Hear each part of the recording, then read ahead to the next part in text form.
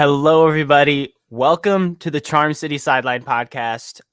I'm Zach. With me today is Bradley. Dawson could not make it tonight, but we're here giving you guys another off-season update. Following last time we had an update for you guys, the Ravens weren't really doing too much more work in the free agent department, but they did make probably the biggest news of Sunday besides, March Madness and all going on right now, which was signing Cooper Rush. 2-year deal, $6 million, up to $12 million with, other incentives, maybe if he plays and all. But overall, a good-looking contract. Almost like a surprising signing. Cooper Rush is a premier backup quarterback in the league. And Brad, what did you immediately think whenever really reading that notification that Cooper Rush is a Raven? Yeah, man. Well, first of all, it kind of sucks. You, me, and Dawson have not done an episode as the three of us. I know, dude. In weeks. It just has not worked out in all of our schedules, and obviously we don't want to wait. We don't want to never do an episode, so that's why it's been different groups of the two of us over and over again. So sorry about that for you guys. But yeah, Cooper Rush, I was sitting in a chair in a hotel lobby about to come home from Charlotte, and just got a quick notification on my phone. I think it was from Zrebeck or whatever, and it was like Ravens signed Cooper Rush. And I was like, what? I was like, at first very confused, but it's always how those notifications work. It's like within 15 seconds, you're like, okay, like I understand it. In terms of Ravens backup quarterbacks with Lamar, it was RG3 at first. Mm-hmm. Then it was Tyler Huntley, and then Josh Johnson, I think. I don't think I'm missing anyone. Trace McSorley for a little bit, maybe. Yeah. And they've never really had a good backup. I think Tyler Huntley got a lot of love, and he's someone that I love a lot, and I think all Ravens fans do. And he played pretty well, but I think he only won like 1 or 2 games out of 8 or 9 when he did start games for the Ravens. So yeah, they've never really had a good backup behind Lamar. Cooper Rush is probably a top 40 quarterback in the NFL, in my opinion, which is obviously good for a backup. Yeah, I guess. I think he is one of the best backups in the league. It's kind of funny. Like, I remember watching Sunday Night Football a few times, and he's starting for Dak, and they're winning the game. So, yeah, definitely a good signing. 2 years, $6 million, can get up to 12 with incentives, which hopefully doesn't get hit, obviously. Right. Mm-hmm. But yeah, man, it's kind of crazy. Like, some Ravens fans are like pissed at this. What's up, Prime Trust? Some Ravens fans were like pissed at this on Twitter. They were, which like I do not understand at all. It's got to be just the feeling of seeing a notification for the Ravens signing someone, and it wasn't a pass rusher or the veteran corner that really everyone's hoping for right now. Yeah, I'm gonna play. It's not necessarily devil's advocate, but it's more of the bad news breaker. I just don't think that the front office is really scheming up anything until they figure out the perfect market, whether that is a $2 million pass rusher that is well under worth that number, or more worth that number. But overall, I just don't think that there is another big signing in store. Cooper Rush was the most confusing one, but like anyone I'd really talk to, I have a few Cowboys friends Cowboy fans as friends. They texted me or talked to me immediately, and they were saying, "You got like the premier backup in the league." Yeah, and it's not like we're saying, "Oh, awesome!" Like we're not pumped up because we don't want him to play. It's Lamar's team. It's just you're starting to see almost that the offense is no longer the only rush heavy, doesn't attract a quarterback, doesn't attract an offensive weapon type offense. It's attracting a premier backup quarterback. It's attracting a DeAndre Hopkins as a third option wide receiver. And it's turning really the whole face of the team from Lamar and whoever his running back is, they're going to really run it down your gut, to the passing attack is so diverse and explosive now because of the plethora of weapons, because of Derrick Henry, because of Monken and how good he is at play calling, that if Lamar by all means, hopefully he does not go out. But if he does, an 8-5 starter backup quarterback in the league can come in and probably win you a couple games if it is for a long situation. Hopefully not again. Yeah, exactly. And this comment from XX Beast is pretty funny. Like, people were saying it's the worst signing in Ravens history, which is pretty crazy. And like you just mentioned, obviously if Lamar has a season-ending injury, nothing matters. But he's sick for a game, or misses 3 games or misses 5 games, like, this makes a big difference in being able to maybe win the division or a wild card spot versus missing the playoffs. So I don't really understand why anyone would be mad about it. And also it's finally another guy and Lamar's not young anymore, but it's nice to have another veteran with him in the room versus, I mean, Josh Johnson's 40, but versus like a Devin Leary or Tyler Huntley, who doesn't have much experience to sort of share ideas with Lamar and things like that in the quarterback room when they're meeting with T. Martin. So that's another thing I've thought about as well. Having someone that's also older in there with Lamar can help too. And as shocking as it was, like, I think it's still a great signing. Like, none of us are, well, I can't say none of us are upset because it's obviously caused so much Ravens fan controversy, but no one's sitting here overly excited. It's a backup quarterback signing, right? It's still the biggest news really of all NFL on that Sunday or Saturday, whenever that news dropped. So we had to report it. And but there was still some more like stuff that happened. I think what we forgot to mention on the last update was re-signing Pat Ricard. 1-year deal. It's like a little over $2 million. Really good contract. And I don't think it's all guaranteed. So obviously we hope he gets all that money, but to have your fullback, your all-pro fullback back in our offense that needs someone like that so much. There was some controversy because Kyle Juszczyk got released by the 49ers. He ultimately ended up re-signing with them, but he got released, and having both of those fullbacks available, the former Raven, who was an all-pro, and our current all-pro fullback, it caused a little bit of talk on Twitter, like, oh, do we want to go down a different route? But again, it came down to the fact that Derrick Henry and his explosiveness requires an absolute unit leading the way in Pat Ricard. So I was excited to see that re-signing, just to mention something like that. Yeah, for sure. That I was definitely, cool with that too. The Juszczyk was intriguing to me. Completely different skill set they both have. Juszczyk is more of a guy you can throw the ball to. Obviously still a great blocker, but completely different skill sets. Ricard is more of a block the guy in front of him type of guy. Juszczyk is almost as elusive as a running back. You can throw wheels to him, all that type of stuff. So I'm definitely fine with Ricard. He's used to the offense right now.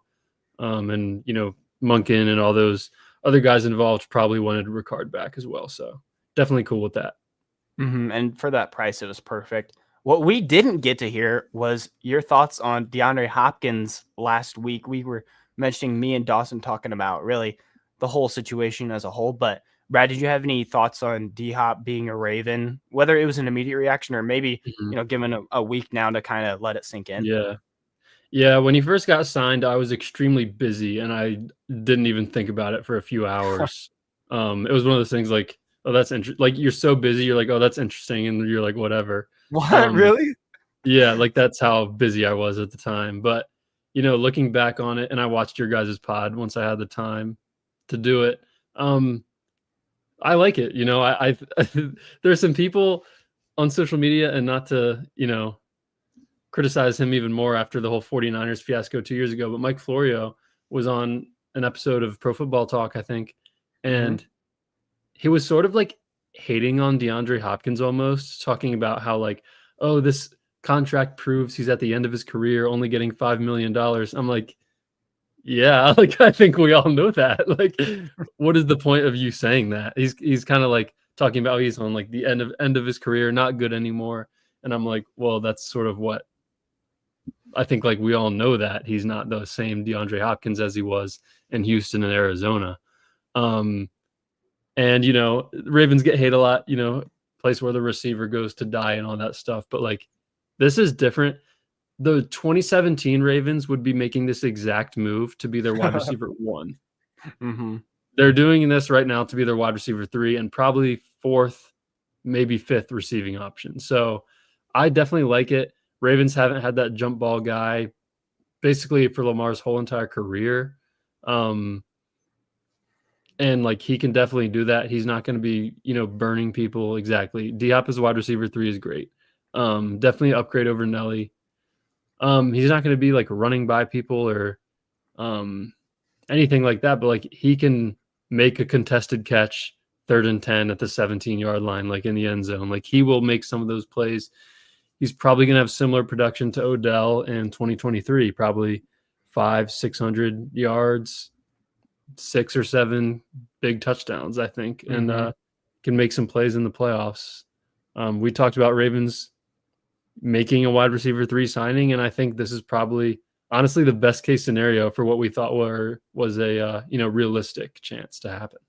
Mm-hmm. And that's a good way to put it, realistic, because wide receiver 3 could have meant as big of a splash. Well, if they're willing to advocate the money, as a Cooper Kupp, because he hit the market, he got a lot of money.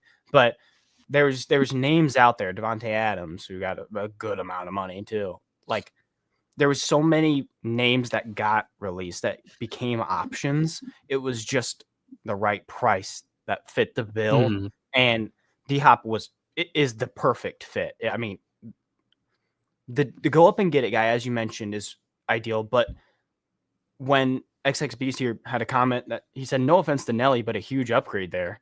It's a huge upgrade as in clutch ability too. D-Hop is like one of the most clutch receivers in the NFL. Even after all this time of having injury setbacks, he's still making massive plays all the way through the playoffs for the Chiefs. And he's still DeAndre Hopkins. He's 32 years old. Sure, it is the back end of his career, whether we like it or not. But his ability to create clutch plays, Nelly had a few of them really the last couple of years where it was like crucial 3rd down. It's like, wow, Nelson Aguilar? Wow, that was pretty impressive. And you almost expect that and more out of a DeAndre Hopkins. So that's where the upgrade, I think, comes into fruition, because he's not looked at as DeAndre Hopkins, hey, he needs 8 targets a game. It's DeAndre Hopkins. He might get 3 targets, and he's going to be a part of a big, well-rounded offense. I freaking love that. Beast here comment. He says, I'd like to know your guys' opinion on Mark Andrews. Would y'all be fine if he stays, or would you rather likely take over as tight end 1? This is a pretty popular topic between us 3. Brad, you can go ahead and say your take first, man. Obviously, I've said this a few times. If I were in charge, I would move on from Mark Andrews, even if it's getting a 5th round pick. He's making $16 million. You can save $11 million. And I'll just throw this out there as an example. And maybe the Ravens had no interest in him at all. But Azeez Ojulari, a pass rusher I really liked, got signed by the Eagles to a 1-year, $4 million deal. He's like 23, 24 years old, a lot of upside. Hasn't been amazing, but 6, 7, 8 sacks every year. Definitely would have been a great rotation guy for the Ravens. Like getting rid of Andrews, you can sign like 2 guys like that instead of having Mark Andrews on the team. And I think a lot of people disagree with me, but like, I don't think there's much drop off without having him in the offense now. I think 2 years ago, 100%. 2023, when he got injured, I was in shambles. I thought the season was over. Turns out likely just majorly stepped up, and they went on a run and scored, 30 points a game. And that's something I wasn't expecting at the time. But, they've gone to prove that they are good without him. I think Flowers getting injured has a bigger impact than a possible Andrews injury. I think even Bateman getting injured has more of an impact. I think saving $11 million on top of, getting rid of a guy that has struggled in the playoffs, that's just something I personally would do. Now, in terms of realistically speaking, it's probably not going to happen because he was due the $4 million roster bonus this past Sunday, 3 or 4 days ago. So he's probably on the team this year. It's the last year of his deal, I think. So this might be the last season we see Mark Andrews in a Ravens uniform. And he's probably going to have a good season. I just, in my opinion, I would have moved on if I were Baltimore. So what I really think about is the whole experience. Up until this last season, Mark was prodigy child for the Ravens as a tight end. Like everything was perfect. Injuries, sure, there was a few, but like everything from this season, when he started out super bad, it was the talk of the Ravens at a 2-2 start that Mark Andrews is a ghost. He does not exist on the Ravens team. He's not a part of it. And he comes back and he still has 10 touchdowns on the year. And I think with Isaiah Likely being on the Ravens, being as good as he is, he 100% deserves to have that tight end one shot. I just don't think it's that time yet. As long as Mark is under contract, why not have the embarrassment of riches with 2 fantastic tight ends in an offense that only gets better when you have those 2 guys? And I think what your point to that is kind of looking at Kolar. Kolar is a good tight end. It's just he's not what we know someone like Mark Andrews can be. He's all pro caliber. And what we think Isaiah Likely can be, which is hopefully Pro Bowl, all pro caliber. So if the only way that you get rid of him, because the NFL is, really any league is like this, it's a business. So if you have 1 year left for him, why would you give up anything more than a 4th or 5th round pick to have him and not have any contract guaranteed past it? So if a team, like we said, the Chargers, for instance, if they were really interested and wanted Mark Andrews and they were like, okay, we'll give you a 5th rounder. Eric DaCosta doesn't need another 5th rounder. He's got like 11 freaking draft picks. He's fine. So if he wants something more out of a player that he knows is worth more and only is worth less in this situation because of a contract, you have to just keep the both of them. And I almost agree with you. If it was a good looking pick, I think it'd be kind of worth it to go in a route to let Likely be the tight end one. But since it's not, I think Likely's turn can be in the future whenever hopefully both of them, I think, are in contract years. So if Mark ends up being let go by the end of the season, and it is a contract year for him, so he's probably going to ball out. If he does do great and still craps his pants in the postseason or whatever, maybe he does really good in the postseason. We still have the ability to re-sign Likely to a pretty good-looking deal because he's a tight end 2 for us this year. And if he's given a lot less money, maybe, I don't even know, $10 million, $8 million a year for a long-term contract, that is the exact method that you need to have towards saving money in the future, keeping your young tight end, and really that farm system that you have here, this small farm system of having 2 elite tight ends. It ends up working perfectly because you have taken, I guess, in a way, the most money worth, draft pick worth route possible. So that's kind of interesting. So are you basically saying that, like, and this isn't all that you're saying, but part of keeping Andrews limits Likely's production to get him on a cheaper contract? I think it's definitely a part of, like, really the NFL too. Like, even if every single time Likely got the ball, like, let's say game 1, Likely gets 3 targets, 3 catches, 3 long touchdowns. And by midweek, he's the starter now. Then we're in trouble. But if we have Mark Andrews, he's an all-pro tight end. So he's not going to lose that spot unless a miracle happens. It makes sense. I'm not saying that it's to lessen Likely. I'm saying that it makes the both of them at a, like, almost the same level because you have the luxury of keeping them both. Well, also what I'll say, the most expensive tight end contract in the NFL this year, Travis Kelce, is only $17 million. So, like, I honestly don't think I would have too much concern about paying Likely. Like, even if he were to have an insane season, you're probably only paying him about $15 million a year. And like, obviously that's a lot, but like craziest. Yeah, that'd be craziest scenario too, right? But like, that's not breaking the bank. So I think I'd be fine with sort of paying likely whatever he deserves on the tight end market. There's an interesting comment from Prime Trust, Zach. And let's just assume this whole roster bonus thing didn't happen. What pick would you have traded Andrews for?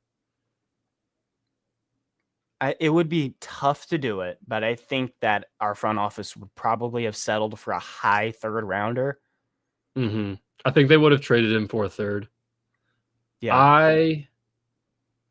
But it has to be a good looking one. If it was a low end third rounder, I think that's really the difference, because getting as close as you can to a second rounder is pretty crucial.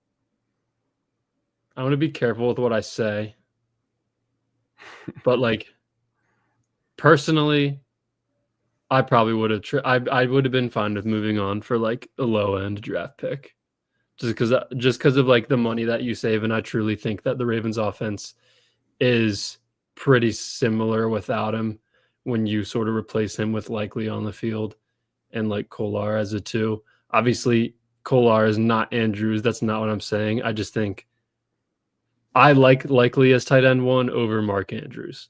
And I was kind of saying that a year and a half ago and got some hate for it. And obviously it's even more okay to say now. So I'm going to have the same opinion that I did back then. So yeah, it's a tough discussion. I really think that their perfect world was hoping that a team would give up a third rounder for Mark, because a third rounder seems worth it to have a day 2 pick and to give up and get the money. But even then, I think you already lose out on a Ojulari. I think he signed away. Yeah. Are we really going to be happy if we traded away a Mark Andrews for a third rounder and they sign Zadarius Smith and don't get anyone else just to help with maybe drafts, contracts, everything like that? They'll make a few more signings because it's not a complete roster even after the draft and undrafted free agents. But I think it's really a situation where they're just holding their cards. There's nothing really to show because there's no motion going on at all in the NFL. We're waiting on Aaron Rodgers. That's really it. And I think that you just kind of wait right now. I think you look towards the draft, maybe look at prospects and where they fall if they're close to where you want them, and start to make movements, whether it's closer to that or after that. Yeah, I agree. Okay. We did have really just talking about really that whole next phase in general. Yeah. What the next phase of free agency looks like. So even in this time between now and the draft and afterwards, corner, edge, safety, interior line, interior D line. Yeah. Really those 5 spots for the Ravens are circled, and the options are there. It's not like we're staring at a really picked apart free agent market. There's genuinely good players out there. I assume it's just about the money and I guess the fit, because you'd almost look at someone like Matt Judon and say, why is he not a Raven for $3-4 million right now? What do you think about maybe the next phase of free agency targets for the Ravens? Yeah, this is where the Ravens usually make their moves, which is why the Hopkins signing was so surprising when you look back on it. Ravens basically made 2 signings in the first week, which is pretty rare with Stanley and D-Hop. There's a few guys that I would love the Ravens to bring in. First one I'll mention, because I have a little bit less to say about him, is Zadarius Smith. Obviously, as you guys know, he was on the Ravens from 2015 to 2018, left for Green Bay. And then about 2 years ago, news had broke out. He had re-signed with the Ravens, came back, and then I don't even know what happened, but he ended up leaving and going to Minnesota, I think. So that was interesting. He was traded to the Lions mid-season this year. And so he was on the Browns at the beginning of the season, Lions on the second part of the season. He had a total of 9 sacks with both teams. So like he can still play. He's going to be 33 years old this year, but it's like, why not? I mean, the Ravens need pass rush help. Maybe not need, but could definitely use pass rush help. And I think that would be a good signing. The other guy who I would absolutely love the Ravens to bring in is Julian Blackmon. And as you and Dawson know, how would you phrase it? I am hot for the Ravens to bring in a safety. I just think I would love for Kyle Hamilton to be able to play back in the box. And, with our Darius Washington coming back on the low tender, just a $3 million tender, I think signing another safety before the draft would be very beneficial. And I'm assuming some people don't know a ton about Julian Blackmon.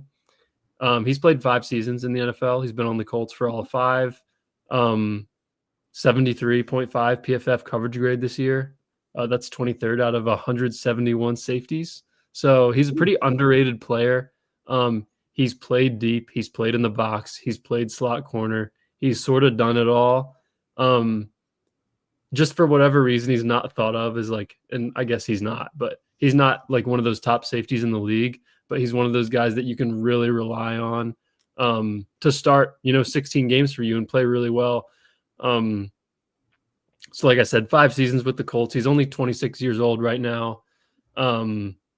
He had 3 interceptions this past season. He has 10 career interceptions.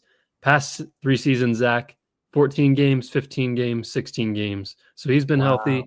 86 tackles last year. Spotrac market value has him at $8 million a year. This is just why is no one signing him? You know what I mean? He's been on a couple visits. I wonder if he just wants more money.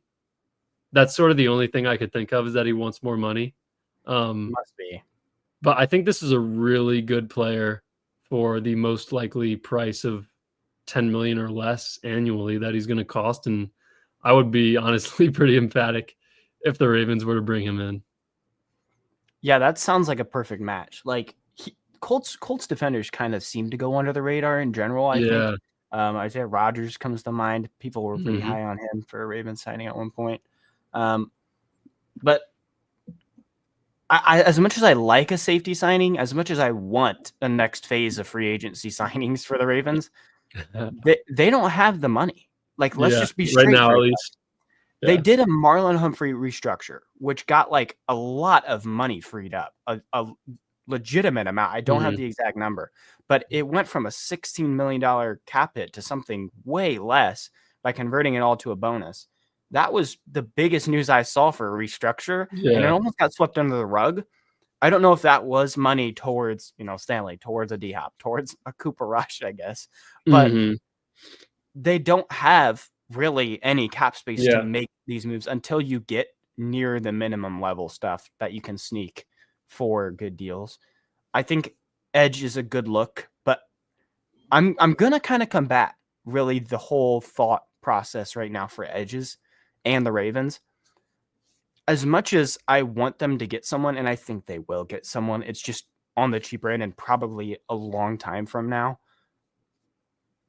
The constant being top of the league in sacks, you would think as a front office, this is not a priority. Yeah.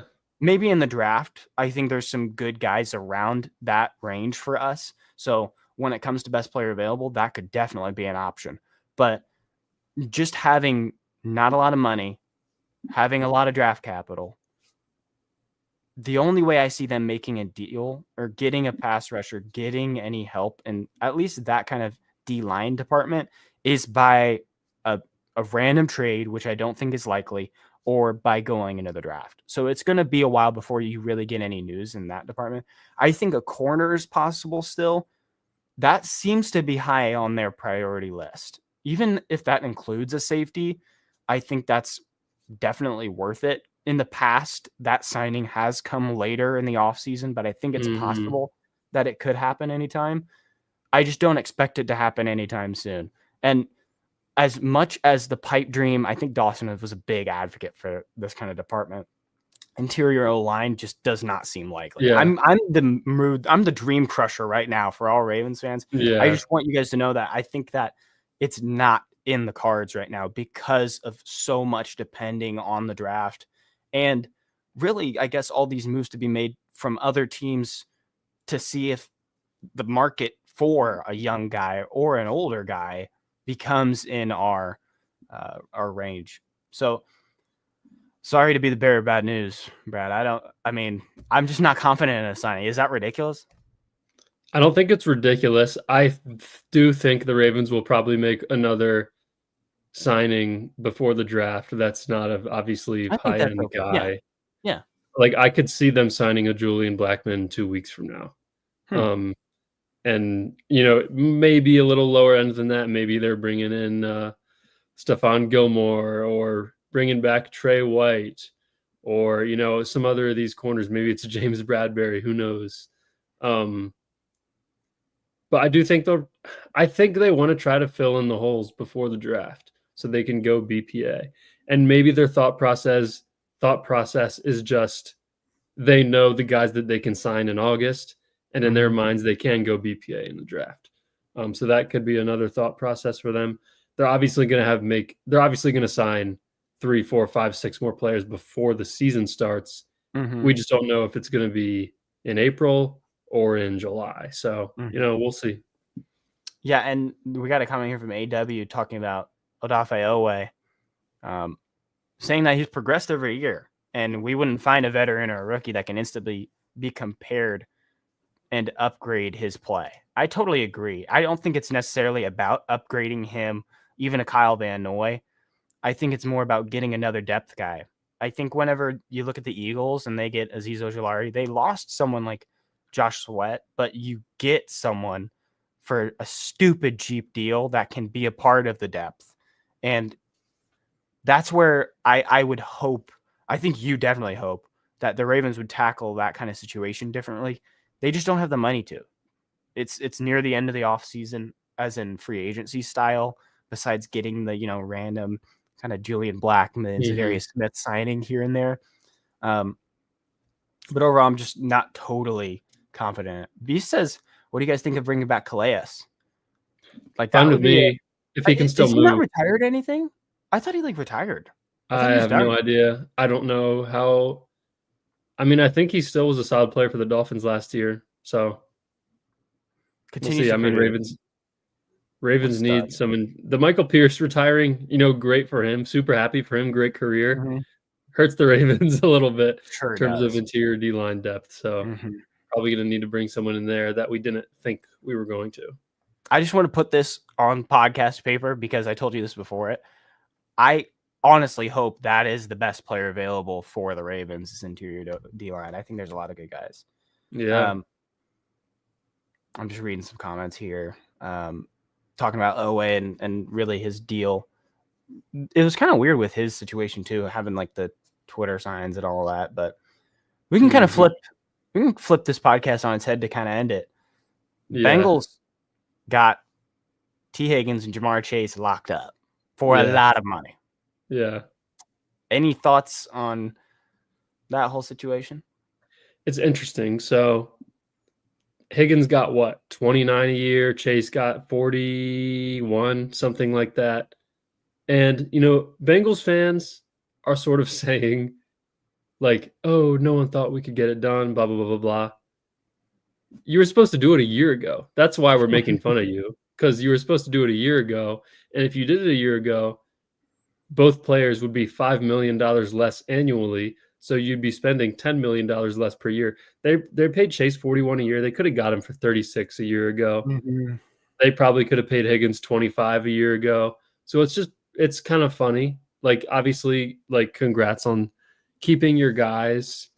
But, now they're going to be spending what, $125 million a year on Burrow, Chase, and Higgins, which they were put in a bit of a tough spot. I will give them some credit because Chase and Higgins have the same agent. And I think if it were really up to the Bengals, I think they just would have paid Chase. But the Bengals, Chase and Higgins basically didn't allow that to happen by saying you have to pay both of us or neither of us are coming back. So the Bengals were put in a tough spot. I think I would have paid Chase and not Higgins, but they honestly might not have been able to do that. So we'll see what they do with Hendrickson. And honestly, to give them like some grace, their defense is not going to be worse than last year. Like, it can't be. even if they have the same players, like a new DC, a few upgrades, it's not going to be, they're not going to give up 45 points a game. Like, you just look at their depth chart and it's not awful. Something was weird was going on last year with their Dude. chemistry, play calling. I don't know what it was, but that was a horrendous unit. I think they're going to be fine. Long term, I don't know how paying 2 receivers $70 million is going to go, but we'll see. They're definitely interesting to talk about in the offseason. I will say that. I agree with you that they won't be worse, but they are Yeah. not going to be like much better. I think they could be like average. I think that's what they're hoping. I think that I think that is their goal. If Hendrickson comes back Mm-hmm. and you're paying those 4 guys, I don't even know the total number, but it is ungodly. Well, this year it's not going to be bad. True, but eventually. 3 years from now. The whole situation for them, like, now is totally different than what it will be. It's going to end up screwing Exactly. them.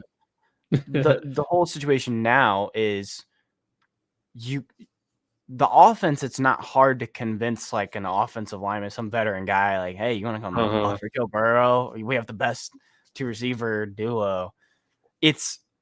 There's no one on the defense. They can sign guys for as much money as they want. They're just getting starting caliber guys. It's not necessarily eye-opening playmaker starting caliber NFL players. They made a surprising amount more moves than I thought they would do. But if I can be mean about one team, I choose it to be the Bengals. I mean, it is – I just can't believe that's the thought process and that's the whole steps you take. If it is to make someone like Joe Burrow happy, then so be it. Like, I think that's the end-all, be-all. Let's have Burrow happy with his 2 receivers and figure it out for the rest of the team. Yeah. But if it ends up being Hendrickson along with those 3 guys being paid a ridiculous amount of money, what does the team's future look like if you don't go out and win in the next couple of seasons by unbelievably amazing play from those 3 every single week? You're going to, like, when people are laughing and saying that the Bengals are going to score, 47 to 49 game, be like, oh, we barely lost. That's not, like, that's crazy to even imagine. That's not going to happen. But it's crazy to imagine a game, really a week that the Bengals go into. I remember last year whenever they played the Commanders, that was the first time that the Commanders looked really good and that they could beat someone, but it also looked like the first time that the Bengals looked bad. So it was like, which one is it? Besides the Patriots game. Yeah, that was bad. But the Commanders, it was like, oh, are they actually legit or are the Bengals like just bad? Yeah. And it was a little combination of both because both sides were really seeing their true colors. Mm-hmm. I just kind of see that being another road they're going down, especially for this year. I'm just not confident in it. The other kind of news story is Aaron Rodgers. Aaron Rodgers getting floated around to the Steelers with their new duo of wide receivers, DK and Pickens. We got a lot of duos of wide receivers in the AFC North that we do. Besides really the just Browns. those are Cedric Tillman, Bateman and Flowers. Judy. Judy and who else? Don't they have Tillman? Who? Cedric Tillman? Isn't that it? I think, but I wouldn't call that a duo. I know that, but that's like the one. Whenever I've seen it in a graphic, it's those 2. So I laugh at that. Any final thoughts on Aaron Rodgers to the Steelers move if that were to happen? So obviously, does that change, like, I'm so sorry to interrupt you. Does that like make them a threat to win the North at all? Any more than it would if it was like, I don't even know. I don't know who Russell Wilson. Does he really sway it? As a lot of our listeners know, one of my good friends and my roommate is a Steelers fan, and I get a lot of candid thoughts from him. And he basically was saying, it doesn't matter what we're going to win 9 games. Maybe we'll win 10. Like, that's basically what he's saying. He was like, we'll win 9 games with Mason Rudolph. And I'm like, probably. Yeah. And maybe they win 10 with Aaron Rodgers. But like, just in terms of like division matchups, I think it'd be fun if they have Aaron Rodgers. Like, I'm not gonna lie, I kind of want them to sign him because I don't think Lamar's ever played him, and we'll get 2 matchups. So that'll be pretty cool. Obviously, I'd rather them sign Russ because I think not necessarily is much worse than Rodgers at this point in their careers, but maybe a little bit less firepower. I think the ceiling may be a little bit higher than Rodgers. I think the floor may be a little bit lower. One thing I really hope the Steelers don't do, and this guy gets a lot of hate in the draft right now, talking about prospects. I really hope they don't draft Jalen Milroe because I don't want that. Listen, there's obviously a chance he's going to be a bust. There's also a chance he's going to be insane. Yep. And I would just prefer if they do not get anywhere near him. So hopefully they just sign Rodgers, and that's all they do with the quarterback position. I agree, dude. That's well said. I keep seeing reports about that, having dinner with Mike Tomlin. He ran 4.37 today at his pro day. Dude, I think it's starting to become more likely, and I do not like the sound. I don't like it either. Happening. That sounds like a good pairing. But that's all we really have for you guys for today for an off-season update. This is our second one that we're kind of doing just to give you guys any more free agent news, any more targets we're seeing. But really all of April, we're going to be kind of switching focus to the draft.